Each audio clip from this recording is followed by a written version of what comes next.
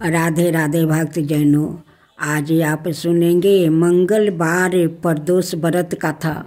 मंगलवार के दिन आने वाले प्रदोष व्रत को मंगल प्रदोष या भौम प्रदोष कहते हैं। इसकी कथा इस प्रकार है। एक नगर में एक वृद्धा रहती थी।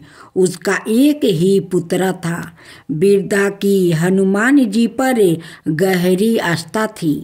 वो प्रत्येक मंगलवार को नियमित पूर्वक व्रत रखकर हनुमान जी की आराधना करती थी।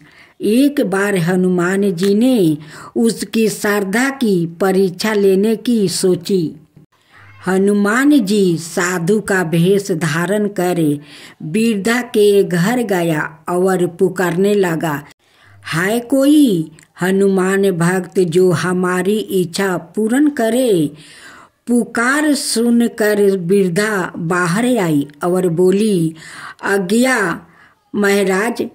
हनुमान जी भेषधारी साधु बोले, मैं भूखा हूँ, भोजन करूँगा, तू थोड़ी जमीन लीप दे। वृद्धा दुविधा में पड़ गई। अंत हाथ धोकर बोली, महाराज लिपने और मिट्टी खोदने के अतिरिक्त आप कोई दूसरी आज्ञा दे, मैं अवश्य पूर्ण करूँगी। साधु ने 3 बार प्रतिज्ञा करने के बाद कहा, तू अपने बेटे को बुला और मैं उसकी पीठ पर आग जलाकर भोजन बनाऊंगा। यह सुनकर वृद्धा घबरा गई, परंतु वो प्रतिज्ञाबद्ध थी। उसने अपने पुत्रा को बुलाकर साधु के सौंप दिया। भेषधारी साधु हनुमान जी ने वृद्धा के हाथों से ही उसके पुत्रा को पेट के बल लेटवा दिया और उसकी पीठ पर आग जलवाई। आग जलाकर दुखी मन से वृद्धा अपने घर में चली गई। इधर भोजन बनाकर साधु ने वृद्धा को बुलाकर कहा, तुम अपने पुत्रा को पुकारो ताकि वो भी आकर भोग लगा ले।